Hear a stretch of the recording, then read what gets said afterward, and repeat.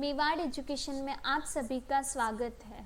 मैं विजय लक्ष्मी मेवाड़ एजुकेशन से आज आपको जो हमारी ई मित्रा की एक बेसिक सर्विस है जन्म प्रमाण पत्र बर्थ सर्टिफिकेट, उसके बारे में जो सारी जानकारी है वो मैं बताऊंगी।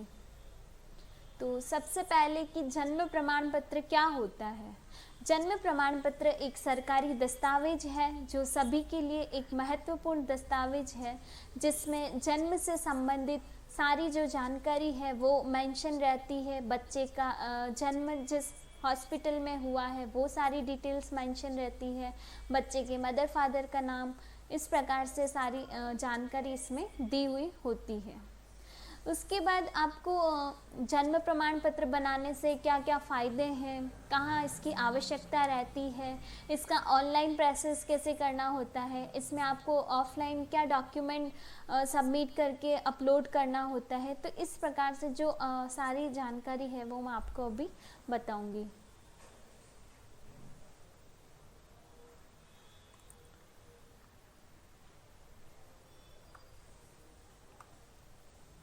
तो सबसे पहले कि जन्म प्रमाण पत्र की आवश्यकता आपको कहाँ कहाँ रहती है, जन्म प्रमाण पत्र बनाने से आपको क्या क्या फ़ायदे हो सकते हैं।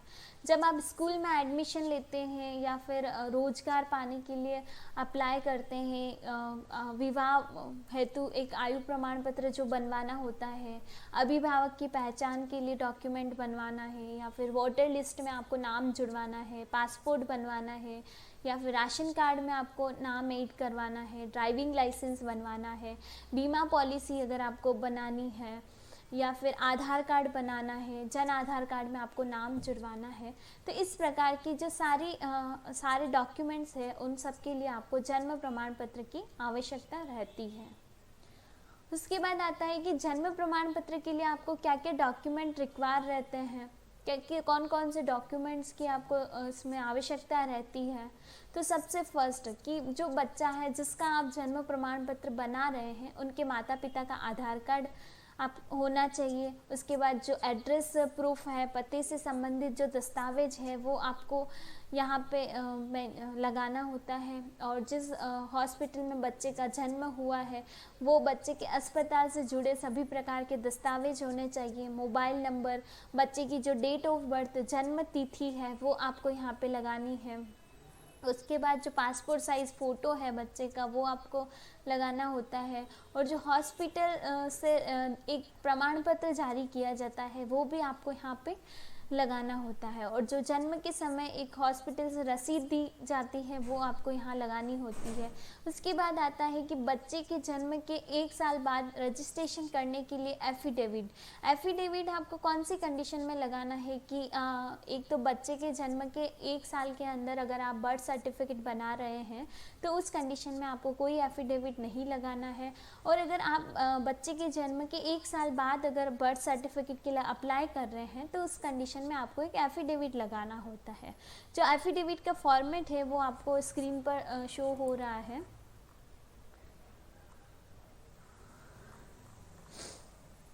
तो इस प्रकार से ये जो एफिडेविट है आपको इसमें सबसे पहले जो बेसिक डिटेल्स है, नाम, माता का नाम, पिता का नाम, जाति, निवास और जो गवाह के नाम है, ये सारी जानकारी भर के, और जो शपथ पत्र है वो पूरा फिल करके आपको, और जो गवाह द्वारा भी एक शपथ पत्र भरवा के और उनका सारा सील, सिग्नेचर और नोटरी करवा के इसको कंप्लीट करके, और आपको जब ऑनलाइन आप फॉर्म भरते हैं तो उसमें जब डॉक्यूमेंट रिक्वायरमेंट रहती है वहाँ आपको ये अपलोड करना है। तो ये तो था कि क्या फ़ायदे रहते हैं और क्या आपको इसमें एफिडेविट कैसे लगाना है, कैसे फिल करना है, और क्या क्या डॉक्यूमेंट्स रिक्वायरमेंट रहते हैं, ये सारा मैंने बताया था।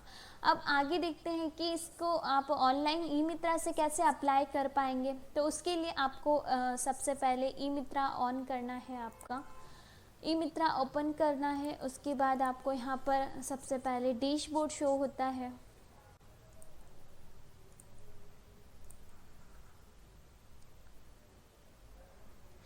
डैशबोर्ड शो होने के बाद आपको यहाँ पे 2 टाइप की सर्विसेज के लिए पूछा जाता है कि एप्लीकेशन टाइप सर्विस या यूटिलिटी टाइप सर्विस। जो आपका बर्थ सर्टिफिकेट है उसके लिए आप सबसे पहले यहाँ यूटिलिटी टाइप सर्विसेज पर क्लिक करेंगे और यहाँ पर आप DES बर्थ रजिस्ट्रेशन के लिए यहाँ पे आप फाइंड करेंगे। जैसे ही आप DES टाइप करते हैं, DES से रिलेटेड जितनी भी सर्विस है मित्रा में वो सारी आपको यहाँ पे शो होगी। उसके बाद आपको यहाँ पे DES बर्थ रजिस्ट्रेशन जन्म पंजीकरण के लिए ऑप्शन सेलेक्ट करना है। और उसके बाद एक आपको यहाँ पे पॉपअप ऑन ओपन होता है कि थर्ड पार्टी पोर्टल के लिए आपको यहाँ ओके करना है। उसके बाद आप यहाँ से प्रोसेस करेंगे। उसके बाद एक नया विंडो ओपन होता है, जो पहचान की साइड है वो यहाँ ओपन होगी। उसमें सबसे पहले आवेदन करने के लिए आपको कुछ सामान्य से दिशा निर्देश दिए हुए हैं, वो दिशा निर्देश आपको पूरी तरीके से पढ़ लेना है। उसके बाद ही आपको जो फॉर्म है वो ऑनलाइन प्रोसेस करना है। तो इसमें जो सामान्य से आपके निर्देश है कुछ मैं आपको बता देती हूँ कि इसमें दिया है कि आवेदन के साथ जो आप आवश्यक दस्तावेज स्कैन करके लगाते हैं वो उनका JPG फॉर्मेट होना चाहिए। डॉक्यूमेंट्स में ID प्रूफ लगाना होता है, एड्रेस प्रूफ लगाना है और एक शपथ पत्र भी आपको लगाना होता है। यदि जन्म के 1 साल के बाद अगर आप किसी का बर्थ सर्टिफिकेट बना रहे हैं तो उस कंडीशन में आपको शपथ पत्र लगाना है। उसके बाद जो आवेदन की पंजीकरण की स्थिति है वो आप ऑनलाइन देख सकते हैं और जो सर्टिफिकेट है वो आप ई-मित्रा केंद्र से भी प्राप्त कर सकते हैं। उसके बाद आपने कभी ऑनलाइन आवेदन किया और सर्वर इश्यू से या टेक्निकल जो सर्वर डाउन हो गया है उसमें अगर आपका पेमेंट लेस नहीं हुआ है और टोकन नंबर प्राप्त नहीं हुए हैं तो उस कंडीशन में जो आपका फॉर्म है वो आपका रिजेक्ट हो जाता है। तो इस प्रकार से ये जो सारे दिशा निर्देश है वो आपको पढ़ना है और उसके बाद आपको नए आवेदन के लिए ऑनलाइन आपको प्रोसेस करना है। तो उसके बाद जैसे ही आप जन्म प्रपत्र के लिए यहाँ पे ऑलरेडी सेलेक्टेड है, उसके बाद यहाँ प्रवेश करे पर क्लिक करेंगे। तो जैसे ही प्रवेश करे पर क्लिक किया आपको यहाँ पे एक नया एप्लीकेशन फॉर्म खुल जाता है। सबसे फर्स्ट में नए आवेदन हेतु आपको ये दिया गया है, तो इसको आप जो स्टेप बाय स्टेप आप इसको फिल करेंगे। सबसे पहले आप यहाँ पे विधिक सूचना की जो डिटेल्स है वो भरेंगे। तो सबसे फर्स्ट में जो जन्म दिनांक है बच्चे की वो आपसे यहाँ पे पूछी गई है, वो आप यहाँ पे मेंशन करके आगे बढ़ेंगे। उसके बाद लिंग जो है बच्चे का वो आप यहाँ पे सेलेक्ट करेंगे। उसके बाद जो जन आधार नंबर है या फिर एनरोलमेंट संख्या है आपके पास तो वो आप यहाँ पे भरेंगे।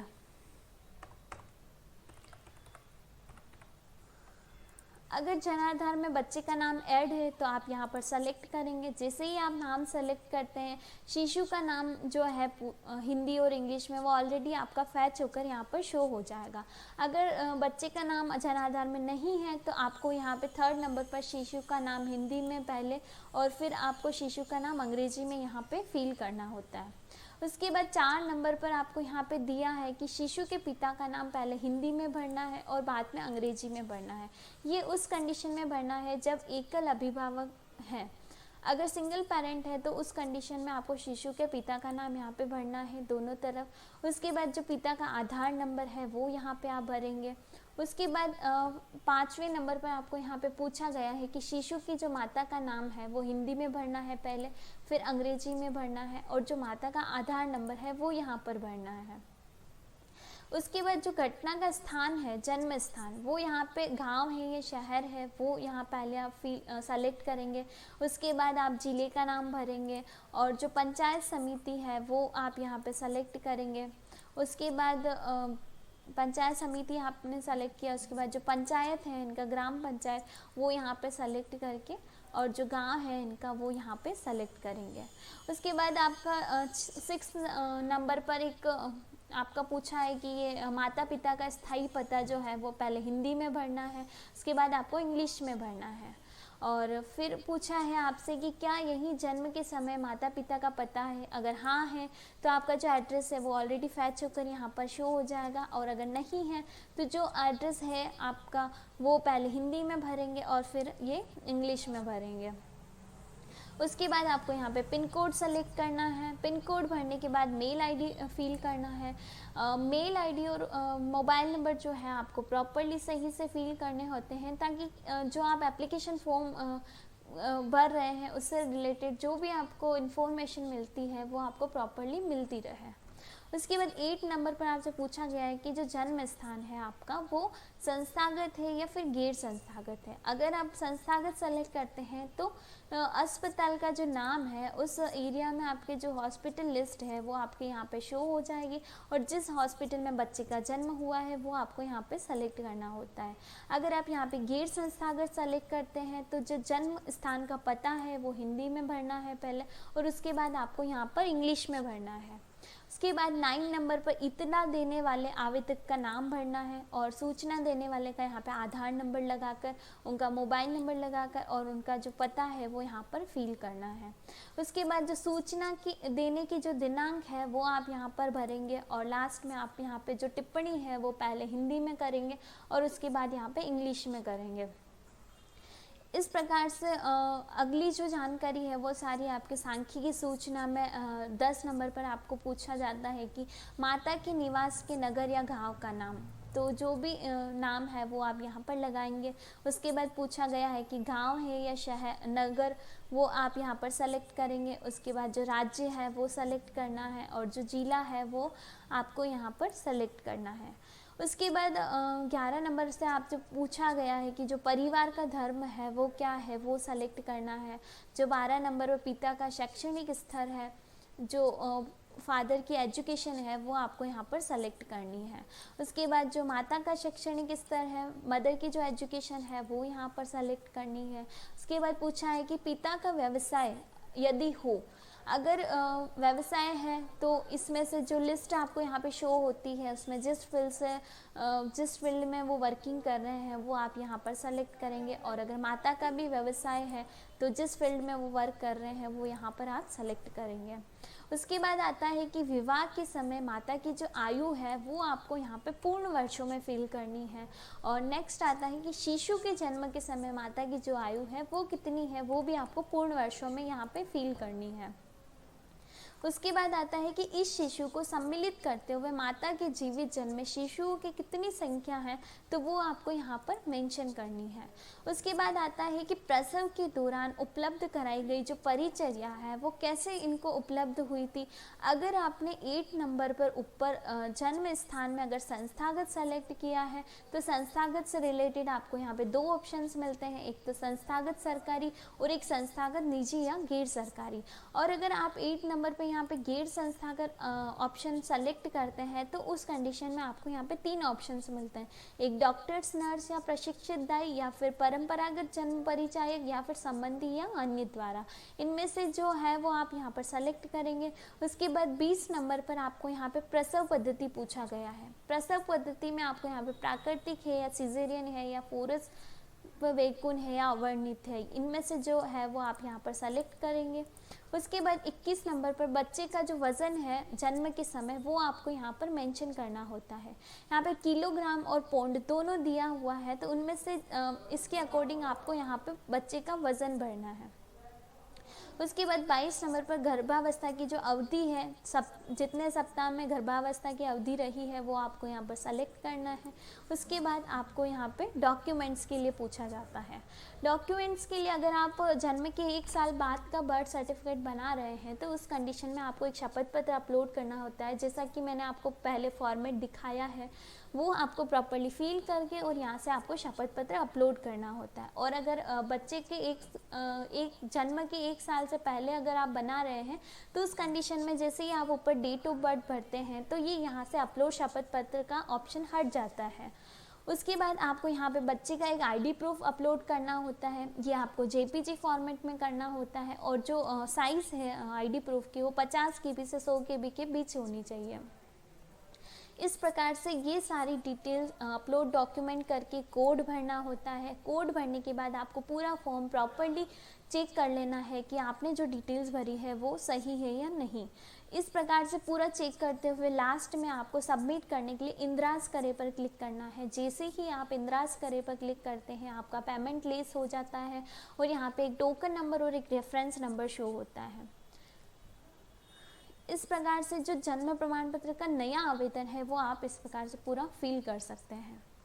उसके बाद अपने पास एक ऑप्शन रहता है कि पुराने आवेदन में संशोधन हेतु। अगर पुराने बर्थ सर्टिफिकेट में आपको कोई करेक्शन करना है तो उसके लिए आप यहाँ पे पुराने आवेदन में संशोधन हेतु पर क्लिक करेंगे और उसका जो टोकन नंबर और रेफरेंस नंबर है वो लगाकर और कोड लगाकर यहाँ पे प्रवेश करें पर क्लिक करते हैं तो एक पूरा एप्लीकेशन ओपन होता है। इसके बाद उसमें आपको जो चेंजेस करना है वो चेंजेस करके आप जब प्रोसेस करते हैं तो वो फिर से आपका प्रोसेस के लिए डिपार्टमेंट को चला जाता है।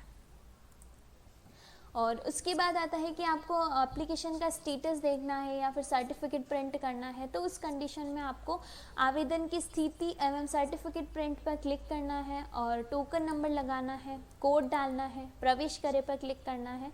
इस प्रकार से आपको यहाँ पे एप्लीकेशन का जो स्टेटस है और जो सर्टिफिकेट प्रिंट करना है अगर आपको तो वो आप यहाँ से कर सकते हैं।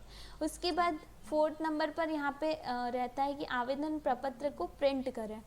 आवेदन प्रपत्र को प्रिंट करने के लिए आप सेलेक्ट करेंगे और यहाँ पे टोकन नंबर लगाएंगे, रेफरेंस नंबर लगाएंगे और जो कोड है वो यहाँ पर मेंशन करके प्रवेश करें पर क्लिक करेंगे तो इस प्रकार से जो आपका आवेदन है, एप्लीकेशन है, उसका यहाँ से प्रिंट मिल जाएगा।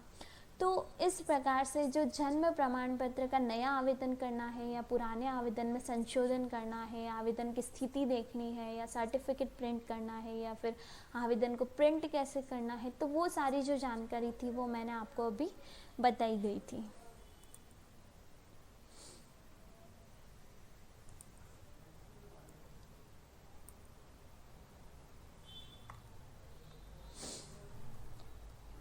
तो इस प्रकार से आज के सेशन में मैंने बताया है सारा जन्म प्रमाण पत्र से रिलेटेड ऑनलाइन आवेदन, रिक्वायरमेंट, डॉक्यूमेंट्स, उसके बनाने के क्या क्या फ़ायदे हैं, इसका सर्टिफिकेट कैसे प्रिंट करना है, ऑनलाइन आवेदन स्थिति कैसे देखनी है, ये सारी जो जानकारी थी मैंने आज आपको बताई है। और बर्थ सर्टिफिकेट जन्म प्रमाण पत्र से आवेदन करते समय आपको कुछ भी तकनीकी समस्या आती है तो उसके लिए आपको यहाँ पर स्क्रीन पर जो हमारी हेल्प डेस्क टीम है उसके नंबर शो किए गए हैं, वहाँ आप कांटेक्ट कर सकते हैं। और मेवाड़ एजुकेशन से जुड़ने के लिए हमारे जो फेसबुक पेज है, इंस्टाग्राम पेज है, यूट्यूब, ट्विटर पेज है, उनसे आप जुड़िए। और मेवाड़ एजुकेशन के बारे में और अधिक जानकारी प्राप्त करने के लिए हमारी जो वेबसाइट है www.mewareducation.in को विज़िट कीजिए। Thank you so much.